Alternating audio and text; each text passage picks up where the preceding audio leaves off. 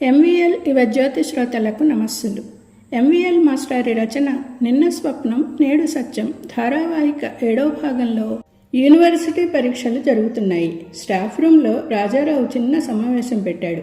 చుట్టూ శటగోపం, సూర్యనారాయణ, శంకరయ్య, మరో 2 ట్యూటర్లు కూర్చున్నారు. శటగోపం గారు, మీకు ఎన్నిసార్లు పడింది ఇన్విజిలేషన్? అబ్బే, అసలు పడనే లేదు కదండి. చూసారా, నాకు ఒకసారే. శటగోపం గారు, రామారావు గారికి ఎన్నిసార్లు పడింది? రోజు ఉంటూనే ఉంది కదండి. శటగోపం గారు, కాపీలు పట్టుకోవడం లేదని వేయలేదు. బాగుందండి, చాలా బాగుంది.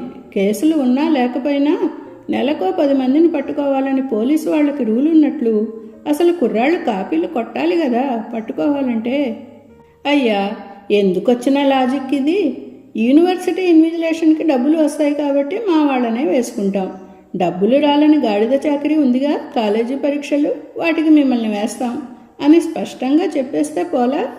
ఈ ముసుగులో గుద్దులాట ఎందుకు మధ్య? అన్నాడు రాజారావు దేవరహస్యం బయట పెడుతూ. మిమ్మల్ని నిలబెడతాం స్వామి అంటే విన్నారు. ఏకగ్రీవంగా ఆ రామారావుని సెక్రటరీ చేశారు, అనుభవించండి అని శటగోపం మీద విరుచుకుపడ్డాడు రాజారావు. తప్పంతా అతనిదేనన్నట్లు. శటగోపం గారు, మీ దగ్గరికి కుర్రాళ్ళు రావటం లేదన్న బాధ ఇలా బయట పెట్టుకోవడం ఏం బాగాలేదు. 25కి 50కి ట్యూషన్లు చెబితే నా దగ్గరికి వచ్చేవాళ్ళు 200 మంది. శటగోపం, మాటలు జాగ్రత్తగా రాని. శంకరయ్య ఆపాడు, ఇద్దరూ తీవ్రస్థాయికి వెళ్ళేట్లున్నారని ఊహించి. రాజారావు గారు, హాల్లో ఏదో గొడవ జరిగింది. మీ స్టూడెంట్ని రామారావు గారు కాపీ పట్టుకున్నారు. అతను బూతులు తిడుతూ హాల్లోంచి బయటకు వచ్చేశాడు. ఎవరో వార్త మోసుకొచ్చారు. అసలే కోపంగా ఉన్న రాజారావుకి ఈ వార్త కారం జల్లినట్లయింది. విసురుగా బయటకు నడిచాడు.